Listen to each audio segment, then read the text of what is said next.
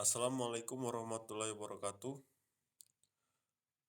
Kenalkan, nama saya Lutfi Gustiansa, MPM 2020-280069,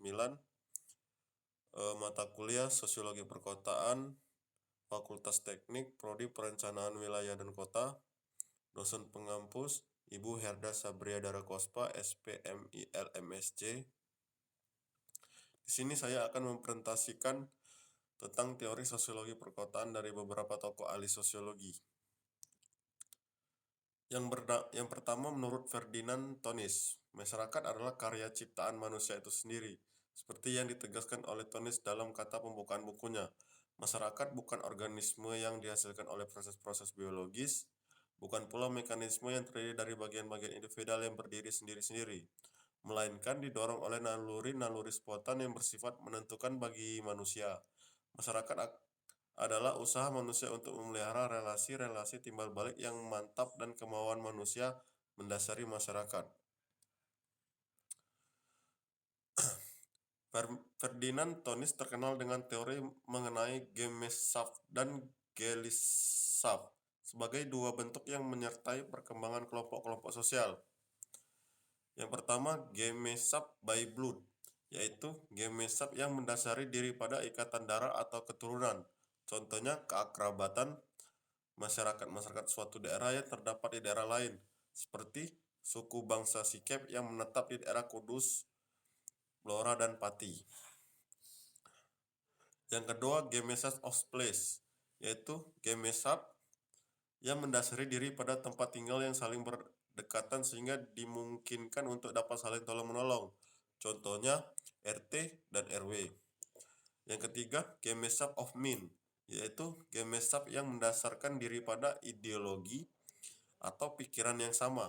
Contohnya anggota yang bernaungan dalam sebuah partai yang sama. Gemeinschaft atau patembayan merupakan bentuk kehidupan bersama yang merupakan ikatan lahir yang bersifat pokok dan biasanya untuk jangka waktu yang pendek. Gemeinschaft bersifat sebagai suatu bentuk dalam pikiran belakang, serta strukturnya bersifat mekanis, bagaimana dapat diumpamakan pada sebuah mesin. Bentuk Gemeinschaft misalnya saja dalam organisasi perdagangan, organisasi suatu pabrik, atau organisasi dalam suatu industri, organisasi seperti badan eksekutif mahasiswa jika itu di lingkungan kampus. Teori yang kedua dari Émile Durkheim. Émile Durkheim mengatakan bahwa masyarakat perkotaan tertuju pada sebuah solidaritas, di mana solidaritas masyarakat perkotaan Gemeinschaft menurutnya berbeda dengan masyarakat pedesaan Gemeinschaft, karena masyarakat kota dikategorikan masyarakat yang memiliki solidaritas organik dan masuk dalam hukum restitutif, yang mana hukum ini menghendaki para pelanggar untuk memberikan ganti rugi atas kesejahteraan mereka. Dari sinilah masyarakat kota bisa dipahami sebagai masyarakat yang memiliki solidaritas kolektif rendah, karena masyarakat kota yang notabene sebagai masyarakat pendatangan berbeda dengan masyarakat pedesaan yang relatif dominan sebagai masyarakat asli dan memiliki solidaritas yang kuat atau solidaritas yang mekanik. Mereka saling membahu-membahu, gotong royong dengan menerapkan slogan berat sama dipikul, ringan sama dijinjing. Pekerjaan yang berat sekalipun apabila dilakukan bersama-sama akan terasa ringan. Itulah masyarakat kota dalam pandangan Durkheim. Teori yang ketiga dari George Simmel.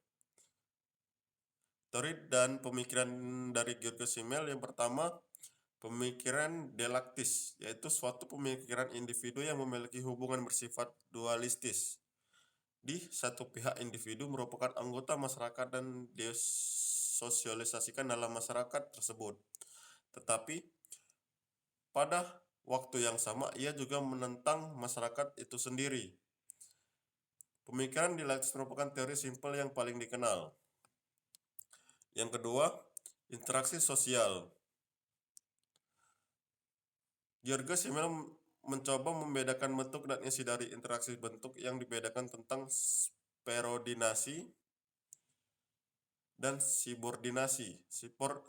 Subordinasi merupakan ketaatan masyarakat dalam interaksi sosial, sementara itu subordinasi merupakan dominasi dalam proses interaksi sosial yang biasanya dilakukan oleh kelompok-kelompok penguasa.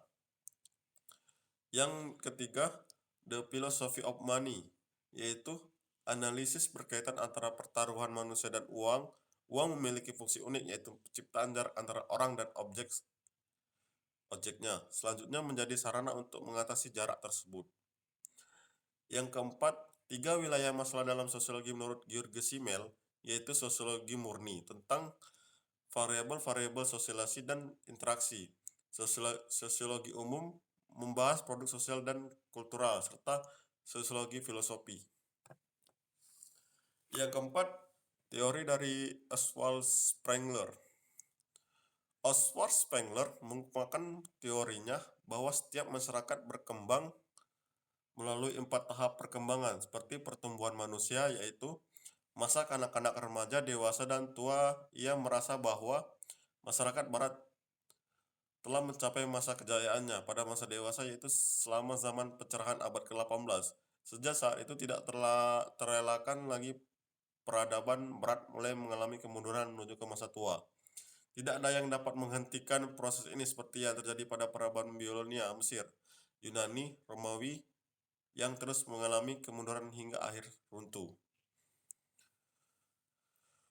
Menurut pandangan seorang ahli filsafat Jerman, Oswald Spengler, tahun 1880 sampai 1936, setiap peradaban besar mengalami proses pertahapan kelahiran, pertumbuhan, dan keruntuhan. Oswald Spengler terkenal dengan karyanya The Death List of the West, yang artinya keruntuhan dunia barat. Jadi, dapat disimpulkan bahwa tahapan perubahan sosial yang dialami dalam teori siklus adalah kelahiran, pertumbuhan, dan keruntuhan space and spades. Teori yang kelima, Robert E. Park. Menurut Park, sosiologi merupakan suatu ilmu yang mempelajari perilaku kolektif sehingga masyarakat dilihat sebagai produk dari interaksi yang terjadi antar setiap individu yang dikontrol oleh perangkat tradisi dan norma yang muncul dalam proses interaksi tersebut. Kontrol sosial mengacu pada berbagai cara di mana perilaku kolektif itu diatur, disalurkan, dan ditahan. Park membedakan 4 proses sosial yang utama, yaitu kompetisi, konflik, penyesuaian diri atau accommodation, dan asimilasi. Park meyakini bahwa perubahan sosial melewati 3 tahap yang dimulai dari ketidakpuasan, kerusuhan, yang mengarah pada adanya gerakan sosial, dan kemudian berakhir pada penyesuaian baru dengan aturan yang telah diperbarui.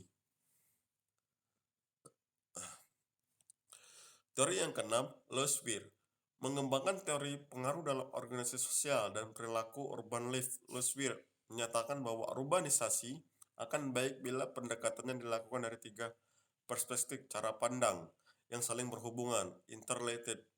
Yang pertama, as a physical structure, struktur fisiknya. Yang kedua, as a system of social organization, sistem dari organisasi sosialnya. Dan yang ketiga, as a set of attitude and ideas and a constellation of personalities, yang artinya tatanan perilaku dan gagasan serta kumpulan dari kepribadian. Antropologi lebih pada pertalian keluarga dan kelompok yang similar terkait dengan urban setting. Kota-kota di Afrika Barat, kehidupan perkotaan hampir keseluruhannya diorganisasi oleh klan marga dan kesukuan. Hal itu juga terdapat di Indonesia, Cina, dan Taiwan. Louisville menjelaskan bahwa kota dicirikan dengan 3 hal, yaitu besaran padatnya, permukiman permanen, heterogenitas penduduk secara sosial budaya, dan urbanisme merupakan fungsi kepadatan ukuran dan heterogenitas penduduk, fenomena sosial masyarakat perkotaan. Baik, mungkin itulah yang dapat saya presentasikan.